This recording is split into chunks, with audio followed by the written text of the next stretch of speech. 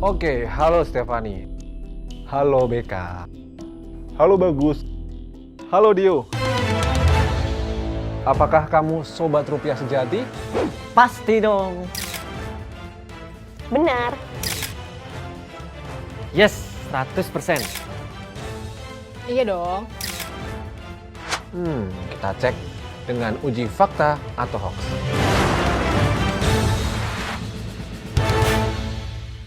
Yang pertama, uang logam Rp1.000 bergambar kelapa sawit adalah uang lama yang nggak bisa dipakai buat belanja. Fakta atau hoax? Hoax. Fakta.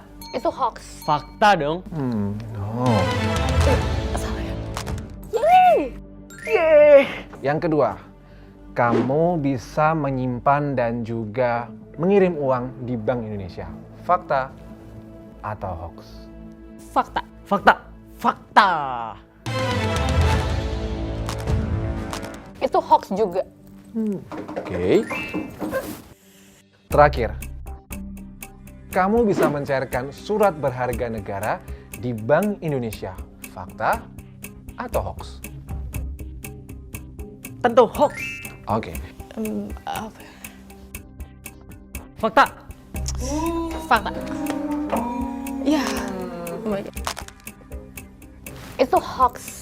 Wow, 3 pertanyaan betul 3. Yeay, selamat kamu sobat rupiah sejati. Nah, gini nih, kalau dapat informasi ditelan mentah-mentah kayak lalapan. Mendingan besok-besok selalu cek informasi bos, biar nggak jadi hoax.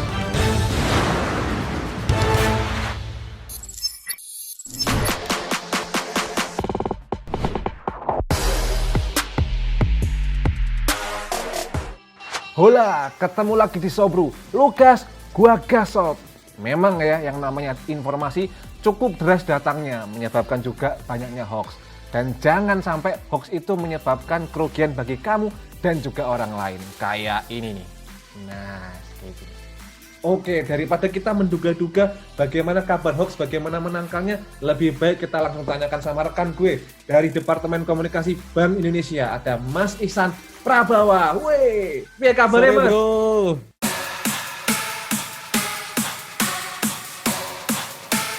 Alhamdulillah ape, di sana gimana kabarnya?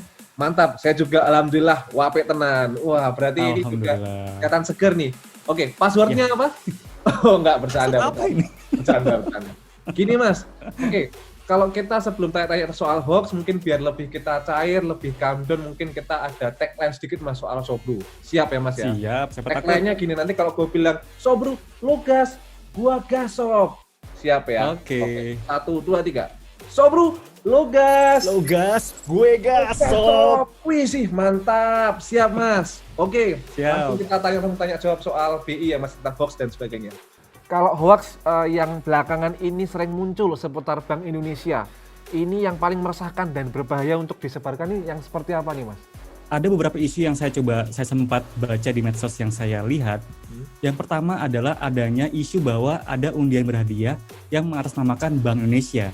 Jadi hati-hati teman-teman dalam menanggapi isu seperti ini, karena orang cenderung ketika mendapatkan informasi dapat undian, mereka langsung gegabah nih. Mereka langsung semerta-merta memberikan data pribadinya secara begitu saja tanpa dipikir terlebih dahulu, benar apa tidaknya. Isu yang kedua adalah adanya isu kita bisa mencairkan surat berharga negara di Bank Indonesia. Dan yang ketiga adalah ada isu bahwa kita bisa menabung di Bank Sentral ya Republik Indonesia, itu Bank Indonesia. Seperti itu kira-kira. Oke Mas Ihsan, sekarang kita menjawab pertanyaan dari Sobat Rupiah yang sudah banyak nanya nih. Ini ada dari @pangulu perkasa. Ini nanya, BI itu sebenarnya bank pemerintah atau bank swasta? Gimana Mas? Ini kita perlu tahu terlebih dahulu apakah yang dimaksud dengan bank itu. Jadi bank pada umumnya adalah sebuah lembaga bisnis atau entitas usaha yang bergerak di bidang sektor keuangan, di mana bank menghimpun dana dari masyarakat, kemudian menyalurkannya ke masyarakat lain melalui pinjaman atau kredit. Nah, kalau kita lihat pemilikannya, maka bank itu terdiri dari bank milik pemerintah atau BUMN dan bank swasta.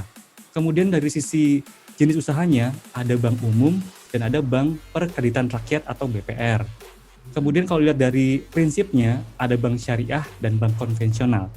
Jadi kembali ke pertanyaan tadi, apakah Bank Indonesia adalah bank milik pemerintah atau swasta? Jawabannya bukan kedua-duanya. Mengapa? Karena Bank Indonesia bukanlah bank operasional. Untuk tahu Bank Indonesia itu apa, kita perlu membuka Undang-Undang Nomor 23 Tahun 99 yang menjadi dasar hukum pembentukan Bank Indonesia. Bank Indonesia adalah bank sentral yang bertugas untuk memelihara kestabilan nilai rupiah. Hal ini dicapai dengan 3 kewenangan, yaitu melaksanakan kebijakan moneter, kebijakan sistem pembayaran, dan kebijakan stabilitas sistem keuangan. Jadi itu tujuan Bank Indonesia dibentuk di Indonesia. Nah, kemudian negara-negara juga sama memiliki bank sentral seperti Bank Indonesia. Misalnya di Singapura itu memiliki Monetary Authority of Singapore atau MAS. Di Malaysia ada Bank Negara Malaysia atau BNM.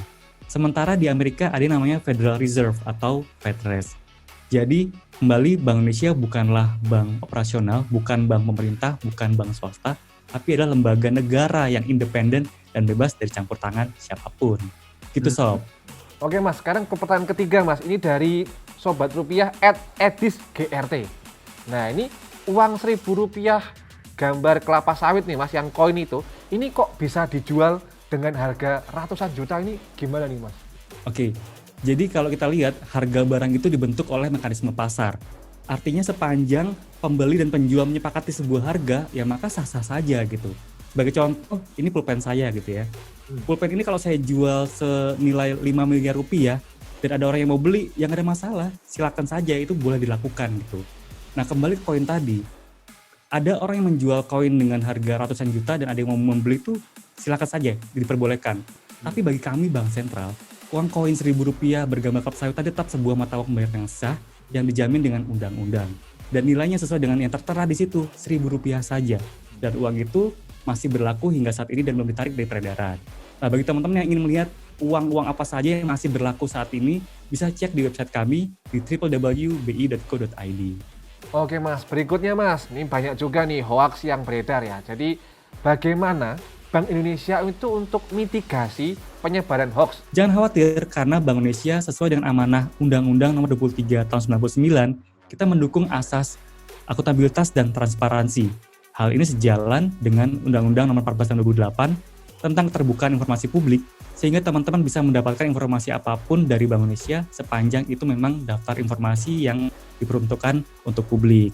Kemudian yang kedua, Bank Indonesia juga menerapkan keterbukaan informasi melalui berbagai layanan informasi yang dapat diakses oleh masyarakat, baik melalui website resmi kita di www.bi.go.id maupun di kanal-kanal medsos seperti di YouTube, Twitter, Facebook, Instagram. Kita memiliki akun-akun resmi yang ada di sana. Jadi teman-teman bisa langsung membuka untuk mengecek kebenaran suatu berita. Yang ketiga, kita akan selalu memberikan updating informasi, isu terkini dan berbagai hal yang sedang berkembang di masyarakat melalui berbagai kanal media kita. Oke Mas Ihsan, terakhir Mas Ihsan, ini tips untuk Sobat Rupiah agar terhindar dari yang namanya prank atau hoax dan sebagainya. Monggo Mas. Memang di era informasi yang serba cepat sekarang ini, kita makin susah membedakan mana informasi yang benar dan mana yang salah. Dan kadang-kadang kita karena terlalu semangatnya, mungkin terlalu senang, terlalu happy, terlalu kaget, terlalu excited, kita akan semerta-merta men-forward hoax itu dengan tanpa sadar, dengan secepat mungkin. Padahal kalau kita mau sedikit lebih cerdas dalam bermedia sosial, berinternet dan sebagainya, kita harus bisa mengecek kebenaran setiap informasi yang kita dapatkan. Nah, caranya bagaimana? Kunjungi website resmi yang memang sedang dibahas oleh hoax tersebut. Misalnya, ini hoax sedang membahas tentang Bank Indonesia, maka silakan buka semua kanal informasi yang dimiliki oleh Bank Indonesia. Kalau memang ternyata tidak mendapatkan bukti bahwa itu adalah sebuah berita yang benar, maka cukup diabaikan saja, jangan disebarkan lagi ke orang lain. Gitu. Itu yang pertama. Yang kedua, jangan sembarangan mengumbar data pribadi, karena itulah yang diincar oleh para penyebar hoax tersebut. Pastikan dulu sebelum kita memberikan data kita kepada pihak lain. Jadi, untuk mengkonfirmasi berbagai berita yang kamu dapatkan, yang kira-kira diragukan kebenarannya, kamu bisa langsung menghubungi kontak center Bank Indonesia di Bicara 131. Bank Indonesia memiliki salah satu kontak center yang terbaik di Indonesia.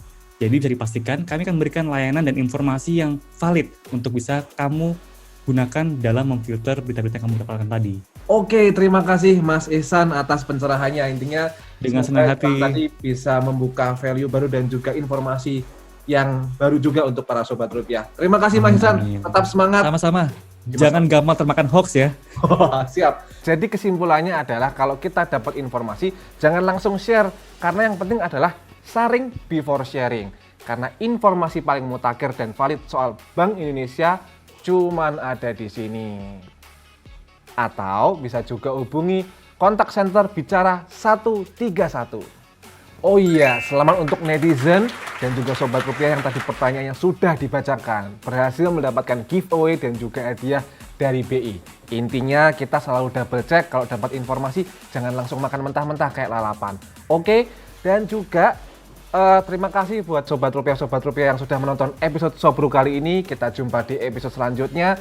Jangan lupa like, subscribe, dan komen di media sosial resmi Bank Indonesia. Oke, sampai jumpa. Wassalam. Lukas, gua gasot.